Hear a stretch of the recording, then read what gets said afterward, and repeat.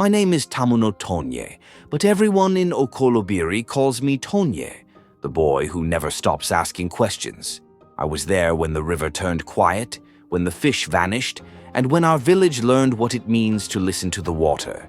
This isn't a tale spun from dreams or whispered by spirits in the dark. It's what I saw with my own eyes, felt with my own hands, and carried in my heart. It started on a morning so ordinary it could have been any other. But by the end, Okolobiri was never the same. If you listen close, you'll hear the river's voice in this story, and maybe you'll understand why we Ijaw people say, the water never lies. It was the dry season, the time when the sun sits heavy over the Niger Delta, turning the air thick and the mangroves brittle. Okolobiri, our village, sits where the Nun River splits into a web of creeks, its waters dark with silt and secrets. We're fishermen, us Ijaw folk. Our lives are tied to the river like a child to its mother. Every morning, the men paddle out in wooden canoes, their nets heavy with hope, while the women clean fish on the banks, singing songs that make the work lighter. I was 16 then, too young to own a canoe, but old enough to mend nets for my father, Pa Dubara. That morning I sat on the riverbank, my fingers knotting twine, watching the water ripple like it was whispering something only I couldn't hear. The hook came before the sun was high. Pa Dubara's canoe was the first to return, too early, his face tight like he'd seen a ghost. "Tony," he called, his voice low. "The nets are empty." I laughed at first, thought he was joking because Pa never came back without at least a few tilapia. But then I saw the other canoes drifting in, one by one, their nets limp and dripping. Uncle Prey, Mama Boma, even Old Man Keem, whose hands could coax fish from the mud itself. They all had nothing. The women stopped singing. The children, usually splashing in the shallows, went still. The river, always alive with the flash of scales, was silent. Not a single fish. By noon, the whole village was at the water's edge, murmuring Mama Boma, her wrapper tied high from gutting fish that weren't there, pointed at the creek. "This isn't right," she said. "The river's angry." Some nodded, others scoffed. My friend Ebipade, who thinks he's smarter than everyone because he went to secondary school in Yenagoa, rolled his eyes. "Angry. It's just a bad day. Maybe the fish swam deeper." But Old Man Kane, leaning on his walking stick, shook his head. "The river doesn't forget its children. Something's wrong." That evening, we gathered at the village square, a clearing ringed by mango trees and thatched roofs. The air smelled of smoked fish and oil from the flares in the distance. Those metal giants the oil companies planted years ago, spitting fire into the sky. Chief Waraboko, our leader, stood on a wooden stool, his voice heavy with age. "The river has fed us for generations," he said. "If the fish are gone, we must ask why. Tomorrow, we consult Mammy Water." The crowd murmured. Mammy Water, the river spirit, was no small matter. Some, like Ebipad, called her a myth, but I'd seen too many elders pour palm wine into the creek as offerings to doubt her. The next day, we followed tradition. The women wove palm fronds into a raft, piling it with yams, smoked fish from our stores, and a calabash of palm wine. Chief Waraboko led the procession to the river, his white wrapper glowing in the dawn. I carried the raft, my bare feet sinking into the muddy bank. We sang an old Ijaw song, "Away, O ye o Mammy Water, hear us," our voices weaving through the mangroves.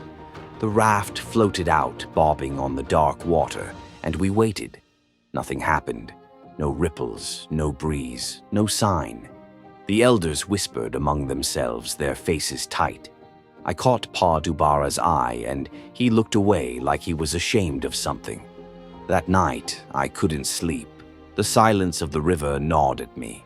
I slipped out of our hut, past my mother snoring, and sat by the creek, the moon turning the water silver. That's when I saw it, a flicker. deep in the current, like a shadow moving against the flow.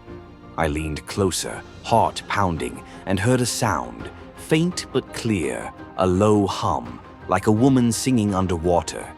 I wanted to run, but my legs wouldn't move. The hum faded, and the water went still again.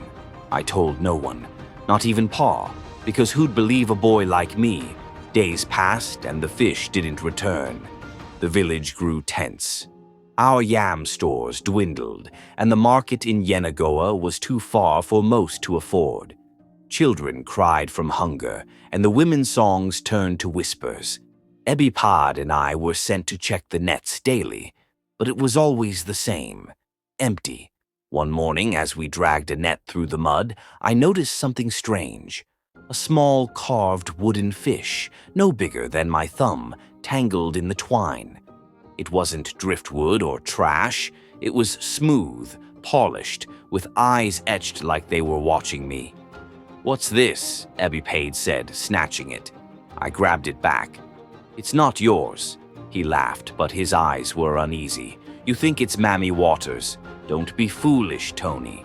I kept the wooden fish in my pocket, feeling its weight as I worked. That night I showed it to Old Man Kame, who lived in a hut stacked with fishing traps and charms. His eyes widened when he saw it. "Where did you find this?" he asked, his voice sharp. I told him about the net, the hum, the shadow. He leaned back, chewing on a cola nut. "This is no ordinary carving. It's a charm, a message. Mammy Water is speaking, but not to us elders. To you." I stared at him, my mouth dry. "Me why?" he shrugged. "The river chooses who it trusts. Find out what you did to anger it." I didn't sleep that night either.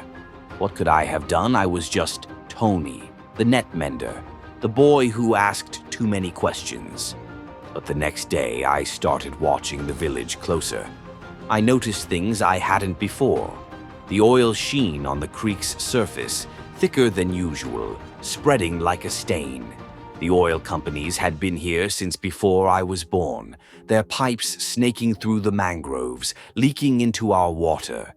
We'd learned to live with it, boiling river water to drink, avoiding the worst slicks. But now the river seemed to choke on it. I remembered something Pa said once, about a charm he'd thrown away years ago, a wooden fish like the one in my pocket. He'd called it old nonsense, said it was useless against the oil. Had that been it? Had he angered Mammy Water? I confronted Pa that evening, holding out the carved fish. "Did you throw one like this away?" His face went hard like the mangrove roots. "That was long ago, Tony, before you were born." The charms didn't stop the oil, didn't bring the fish back, then either. He turned away, but I pressed. "What if it wasn't just a charm? What if it was Mammy Water's?" He sighed, sitting on a stool, his shoulders heavy. I was young, angry. The oil came, the fish dwindled, and I thought the old ways failed us. So I threw it into the creek. Maybe I was wrong. The village was fracturing by then. Some, like Mama Boma, wanted to offer more to Mammy Water. Others, like Ebipad's uncle, a pastor, said, "We should pray to God instead." Fights broke out over the last yams, and the oil flares seemed to burn brighter. Mocking us, I decided to act. If Mammy Water had chosen me, I'd find out what she wanted. I went back to Old Man Keem the charm. I said, "What does it mean?" He chewed his cola nut, slow and thoughtful. "The river wants its story told. Not just ours, but the stories of all the villages it touches. Go to them, ask what they've lost, weave their tales into a new charm." The idea seemed impossible. Travel the Delta. Alone, I was no hero, just a boy with a wooden fish in his pocket. But the river's silence was louder than my fear. I told Pa and Ma I was going. Ma cried, saying I'd drown or get lost. Pa just looked at me, then nodded. "Take my small canoe," he said, "and come back." The next dawn, I pushed off in Pa's canoe, the wooden fish tucked in my wrapper. The creek was narrow, lined with mangroves that clawed at the sky. I paddled toward Amasoma, the nearest village, an hour away.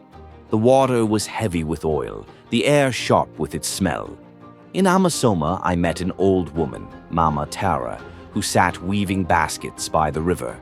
I showed her the charm and told her my story. Her eyes softened. Our fish left too. Years ago, when the oil pipes burst, we used to sing to the river, songs of our fathers' catches. But we stopped. The young ones don't know the words. She taught me one, a slow chant about silver fish dancing under the moon. I memorized it, feeling the wooden fish grow warm in my hand. I paddled on to Sagbama, then Kayama, villages strung along the Nun River like beads. In each, I heard the same story: oil in the water, fish gone, old ways fading. In Sagbama, a fisherman named Inifa gave me a story of his grandfather, who caught a fish so big it fed the village for a week. In Kayama, a girl my age, Ebiere, sang a song her mother used to calm the river during storms. Each tale felt like a thread, weaving something bigger. The wooden fish seemed to hum each time I learned a new story, like it was listening. The journey wasn't easy. The creeks were treacherous, with hidden roots and oil slicks that stuck to my paddle.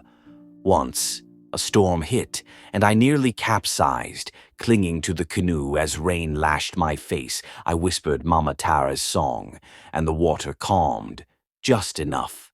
I started to believe Mammy Water was watching, but back in Okolobiri, things were worse. Ebipad met me on my return, his face grim. "They're fighting now, Tony. Over food. Some want to leave." I showed him the wooden fish, told him about the stories. He frowned. "Stories. We need fish, not words." But he helped me anyway because he's Ebi paid, and he never lets me drown alone.